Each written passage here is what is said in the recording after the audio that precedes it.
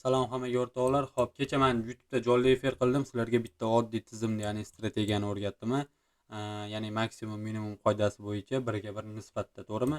Va xuddi o'sha bo'yicha Bitcoin'da signal berdim. Kelinglar 1, 2, o'shani ko'rib chiqaylik. Ya'ni atrobotkasi qanaqa bo'lganini ko'rsataman deganim uchun bu videoda olyapman. 1, 2, 3, 4, 5, 6, 7. Mana bu yerdan demak bizda signal bo'lyapti o'rtoqlar 1 ga 1 nisbatda. Uje daromad. Undan ham ko'p ketdi, lekin bizning tizimimiz bo'yicha stop lossga nisbatan mana bu yerga stop loss 1 ga 1 nisbatda uje chiqib ketilishi kerak. Bo'ldi, tamom.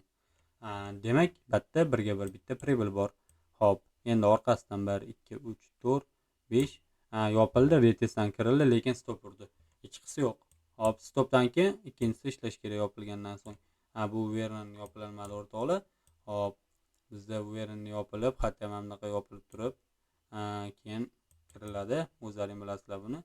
Xo'p, bundan keyingisi demak guvernirroq yopildi va retestdan o'rtoqlar kirildi, 1 ga 1 nisbatda bo'ldi, chiqib ketildi bozordan.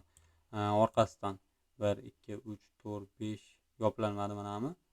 Xo'p, mana bu yerda yopildi, uje mana 1 ga 1 nisbatda bo'ldi, chiqib ketildi. Oddiy tizim, to'g'rimi? Demak, kecha efirdan keyin o'rtoqlar to'g'ri bitta spreadlarni hisobiga qilib brokerda katta, to'g'rimi? Demak, bu narsani minimalniy spread bor narsada ishlat, ya'ni brokerda ishlatish kerak. Juda ham oddiy tizim.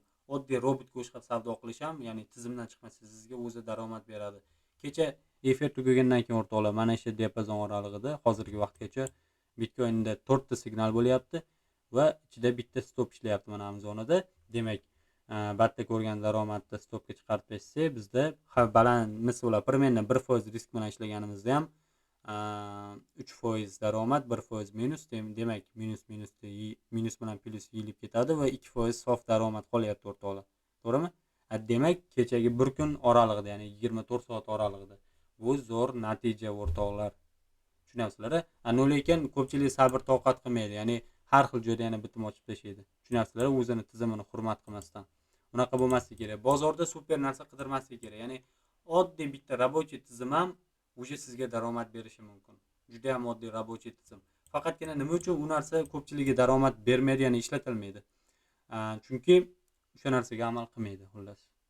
Qayerdadir bitim ochgisi keladi, yana nimadir qilgisi keladi. Bu aniq, hammani boshidan o'tgan. Lekin o'sha tizim bo'yicha konkretni ishlasangiz, hech qanaqa qonun qoidani buzmasangiz, uje ma'lum bir vaqt orasida to'g'ri minus ham bo'ladi, lekin bitimlar kombinatsiya, ya'ni nisbatni hisobiga bitimlar kombinatsiyasini hisobiga uje sizga pribl beradi. Faqat amal qilish kerak o'rtoqlar. Bitta qaytib jonli efirda ko'ramiz va bu narsani grafikdan tekshirib chiqamiz. Bo'ldi.